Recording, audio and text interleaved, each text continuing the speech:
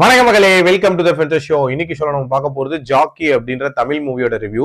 ஆக்சுவலா இந்த படத்துக்கு ஆடுகளம் அப்படின்ற டைட்டில் ஆப்டா இருந்திருக்கும் அப்படின்னே சொல்லலாம். ஏன்னா இந்த படமே ஆடுகளை வச்சு பண்ணக்கூடிய ஒரு ஃபைட் இருக்குல்ல, கெடா ஃபைட், அந்த தீம்ல தான் அந்த கதையே நகருது. மதுரையில நடக்கக்கூடிய கெடா ஃபைட், அந்த ஃபைட்ல ஒரு மிகப்பெரிய சாம்பியனா இருக்கக்கூடிய ஒரு நபர் தான் காப்ரா கார்த்தி. அவரோட அந்த அணுகுண்டு அப்படின்ற கெடாவை அந்த ஜில்லால அடிச்சுக்க ஆளே இல்லை அப்படின்னே சொல்லலாம். அண்ட் இந்த படத்தோட ஸ்டார்டிங்லேயே அதே மாதிரி ஒரு ஃபைட்ல இன்வால்வ் ஆவாங்க. டக்குன்னு அந்த ஃபைட்டை முடிச்சிருவாங்க. பாக்குற ஆடியன்ஸ்க்கு எல்லாம் போர் அடிக்குமே, இந்த ஆடை வச்சு ஈராசு போடலாம் அப்படின்னு தேடிட்டு இருக்கும் போதுதான் ராமர் அப்படின்ற ஒருத்தர் சிக்குவாரு. சோ ராமரோட ஆடுதான் காளி.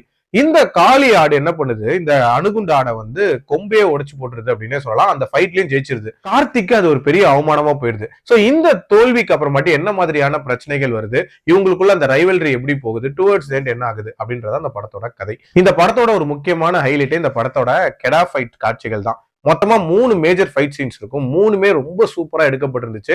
அதுலயும் அந்த கிளைமேக்ஸ் சீன் அப்படின்றது பட்டையை கிளப்பிருந்தாங்க. அதே மாதிரி இந்த படத்துல நிறைய காட்சிகள் கொஞ்சம் அன்பிரடிக்டபிளா இருந்துச்சு. அதுக்கு ஒரு பாராட்டுகள் சொல்லலாம்.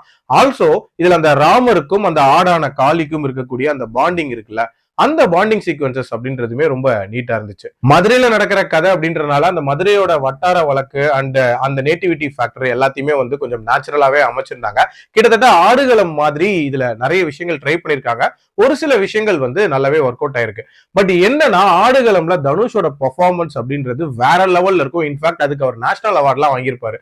அந்த மாதிரியான ஒரு பெர்ஃபார்மன்ஸை பார்த்துட்டு இதுல ஹீரோ அண்ட் வில்லனோட பெர்ஃபார்மன்ஸ் நீங்க பாத்தீங்க அப்படின்னா பயங்கர பிலோ பாரா இருக்கே அப்படின்னு தான் தோணும். இன்ஃபேக்ட் அவங்க நல்லாதான் எஃபர்ட் போட்டிருக்காங்க. பட் அது நேச்சுரலா வரலையோ அப்படின்ற ஒரு ஃபீல் இருந்துச்சு. சோ அது கொஞ்சம் பெட்டரா இருந்திருக்கலாம். அதே மாதிரி இந்த படத்தோட லவ் போர்ஷன்ஸ் அப்படின்றதெல்லாம் இன்னும் கொஞ்சம் பெட்டராவே இருந்திருக்கலாம். இந்த கதைக்கு பெருசா வேல்யூ ஆட் கொடுக்கல, தேவையில்லாத சாங்ஸ், இது மாதிரி நிறைய பிரச்சனைகள் அப்படின்றது இருந்தாலும் ஒரு நல்ல அட்டம்ப்டா நான் பாக்குறேன். கண்டிப்பா ட்ரை பண்ணி பார்க்கலாம். அதுவும் விறுவிறுப்பா போற மாதிரியான ஒரு படம். என்னோட ரேட்டிங் இந்த படத்துக்கு 3 out of 5.